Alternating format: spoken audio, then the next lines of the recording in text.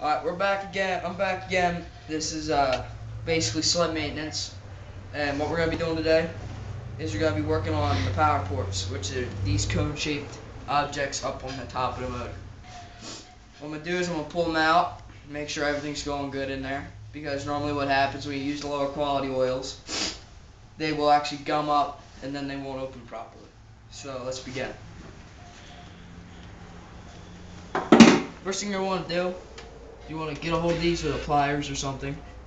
You're going to want to try and get these springs off and put them somewhere where you're not going to lose them. Now there's going to be a spring in here. Normally spring, you can take the spring in and out. It's not really that big of a deal anymore with these newer sleds. And then we're going to pop these. Make sure everything is going good. Just, you don't have to exactly pull them out. You just got to make sure that they're opening and closing right all the way. That's the way you want it to work. Now you want to, you don't have to, but some things you want to do is you might want to shoot them up with some lube, just so they move, move a little bit better than just, you just want to repeat the same thing with the other side. Just pull them up and pop them off, and try to smash your thumb.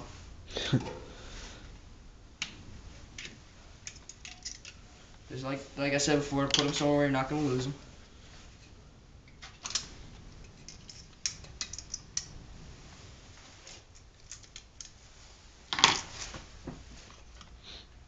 See, now that's bad. That should have full movement.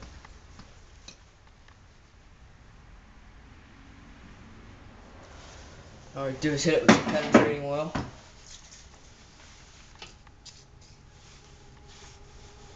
And just sort of back and forth it. And there we go. That's what you want to see.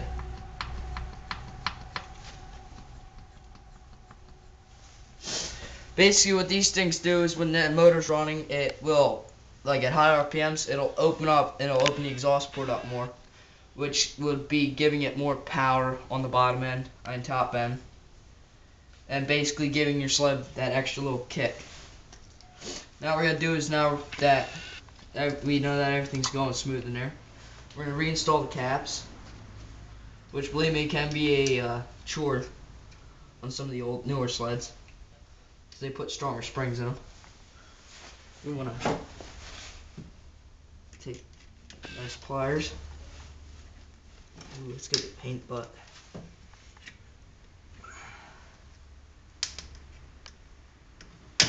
Come on. There we go. There's one down, one to go. Normally, if you're replacing them, you would loosen up this bolt and it would just come right out. I would today, but I'm waiting for my new ports to come in, so I don't want to go too far into it. And don't let these things sit without a spring on, because they will pop out.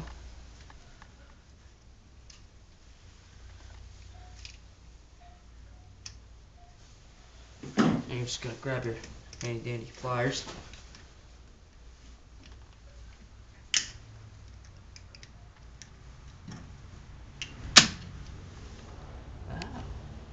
Might actually draw blood on this show today.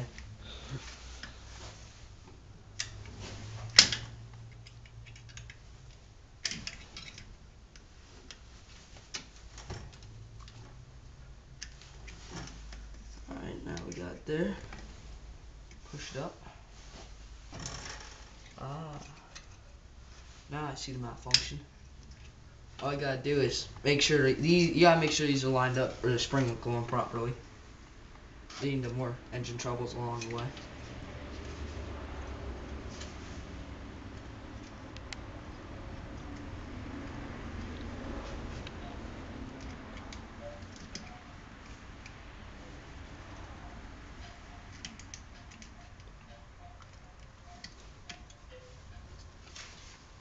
Stay. looks like we're gonna have a little trouble here with this one. Oh, no, there it is. Alright, the other thing we're gonna do in this video is the temperature gauge wires. It came to my attention that they are out. So what I'm gonna do is I'm gonna loosen this up, take this off, and I'm gonna teach you how to put them back in.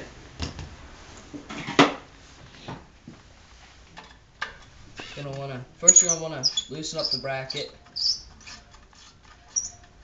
Not all the way, but we're gonna loosen it up enough, just so you know. Ooh, that's interesting. I'll have to show the audience that. I'm not used to these newer sleds. Believe me, it's like the newest sled I've ever had.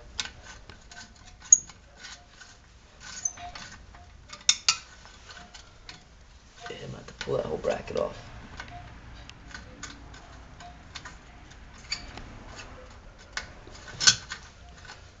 I can't really get it off because it's on there pretty good. But this has actually got a hole drilled through the exhaust, and this supposedly goes in it. I did not notice that because when this thing runs, when it's really smoky, you don't really see any smoke coming through it. I guess it just means it's really good, really well sealed. So what I'm gonna do is I'm gonna try and put it in there best I can and check, see if my heat gauge is working. Later on, I'm gonna teach you how to put a new headlight bulb in it, because making my last video where I changed the plugs, it blew out. So what you're gonna want to do is you're gonna want to put these in here. You gotta make sure these are intact, the solder's intact, or it will give you an inaccurate reading. You're just gonna want to put it in there, and you want to get a hold of it with something, like just push it over, just so it doesn't come back out. Then after that, you're gonna want to tighten down your clamps.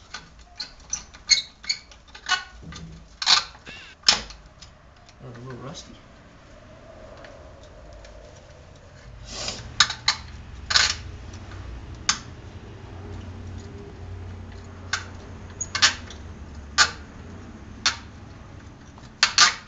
There we go.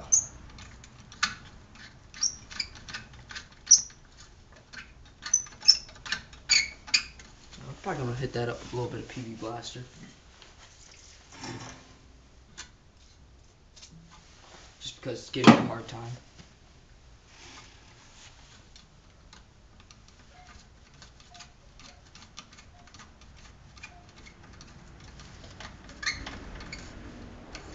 You know, want to make sure it's secure.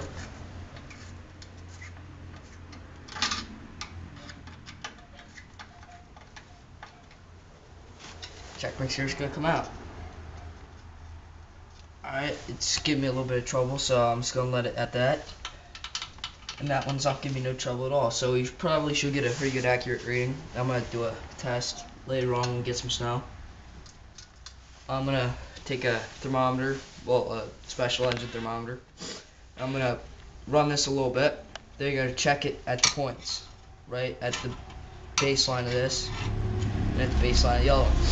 You want to get these things accurate within like 20 degrees, or else you're gonna have some trouble along down the road. And I guess that's probably about it for now.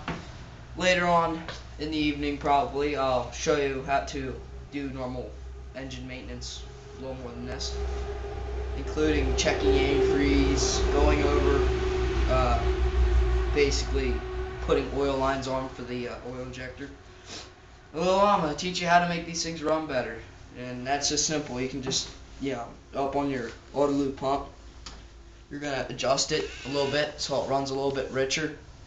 What you're going to do is you're going to pop these springs off, and you're going to pull the stingers off, because the stingers give you, basically it's better to run them open header because it makes them breathe better. But the only downsides to it, if you don't have it properly adjusted at the oil pump, you can actually fry your motor. Well, I gotta say thank you for tuning in, and goodbye.